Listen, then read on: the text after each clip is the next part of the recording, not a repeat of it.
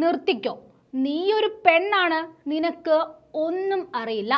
ഇത്തരം വാക്കുകളൊക്കെ ഈ ലോകത്ത് നിന്ന് പോലും തുടച്ചു നീക്കപ്പെടുമ്പോൾ ആ പഴയ പുരുഷാധിപത്യ വാക്കുകളിൽ അടിയുറച്ചു നിൽക്കുകയാണ് NDA ഘടകകക്ഷി ഇന്ത്യ സഖ്യത്തെ ചതിച്ച വില്ലാളി വീരൻ നിതീഷ് കുമാർ.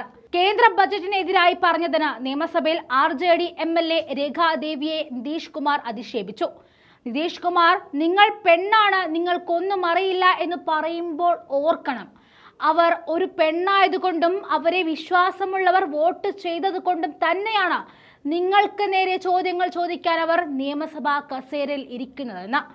അവർക്ക് ഒന്നും അറിയാത്തത് കൊണ്ടല്ല, ഈ രാജ്യത്തെ NDA എത്രത്തോളം നശിപ്പിക്കുന്നു എന്ന ഉത്തമ ബോധ്യമുള്ളത് കൊണ്ട് തന്നെയാണ് അവരുടെ ചോദ്യങ്ങളെ പേടിച്ച് മുട്ടാപ്പോക്ക് വർത്തമാനം പറയാൻ നിങ്ങൾ തയ്യാറായത്. 2005 ശേഷം എന്റെ സർക്കാർ സ്ത്രീകളെ മുൻനിരയിലേക്ക് എത്തിച്ചു എന്നാണ് നിതീഷ് കുമാർ പറയുന്നത്. അതുകൊണ്ടാണ് നിങ്ങൾ ഇന്ന് ഇത്രയധികം സംസാരിക്കാൻ കഴിയുന്നതെന്നാണ് നിതീഷിന്റെ വാക്കുകൾ. അതുകൊണ്ടാണ് നിങ്ങൾക്കിന്ന് ഇത്രയും അധികം സംസാരിക്കാൻ കഴിയുന്നത് എന്നും നിതീഷ് കുമാർ രേഖാദേവിയോട് പറഞ്ഞു.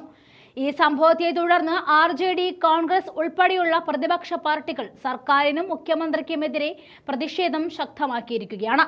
സംവരണം, ബീഹാറിന് പ്രത്യേക സംസ്ഥാന പദവി തുടങ്ങിയ ആവശ്യങ്ങൾ ഉന്നയിച്ചായിരുന്നു പ്രതിപക്ഷം സഭയ്ക്കുള്ളിൽ പ്രതിഷേധം ആരംഭിച്ചത്. കേന്ദ്ര ബജറ്റിൽ ബീഹാറിന് പ്രത്യേക പദവി ലഭിച്ചില്ല എന്നും സംസ്ഥാന സർക്കാർ സംവരണ നിയമങ്ങൾ ഭേദഗതി ചെയ്തുവെന്നും ചൂണ്ടിക്കാണിച്ചായിരുന്നു പ്രതിഷേധം. പുതിയ സംവരണം 9ാം ഷെഡ്യൂളിൽ ഉൾപ്പെടുത്തും എന്നായിരുന്നു പ്രതിപക്ഷ MLA-മാരുടെ ആവശ്യം. നിയമസഭയിൽ കളിപ്പാട്ടങ്ങളുമായാണ് പ്രതിപക്ഷം എത്തിയത്.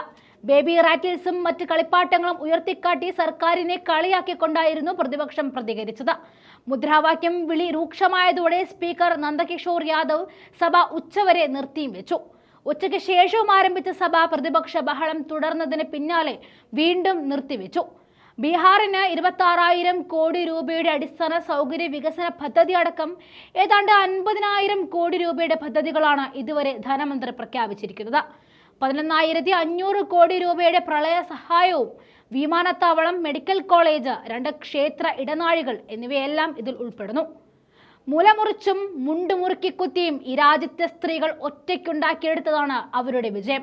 അല്ലാതെ നിങ്ങൾ പറയുന്ന പോലെ നിങ്ങളുടെ ഔദാര്യത്തിന് കിട്ടിയതല്ല ഈ കരുത്ത്. മോദിയുടെ കാല് തൊട്ട് വണങ്ങാനല്ലാതെ തനിക്ക് എന്താണ് അറിയാമെന്ന് സ്വയം ചിന്തിച്ചു നോക്കിയിട്ട് മറ്റുള്ളവർക്ക് എന്തറിയാമെന്ന് തേടി ഇറങ്ങൂ നിതീഷ് കുമാർ.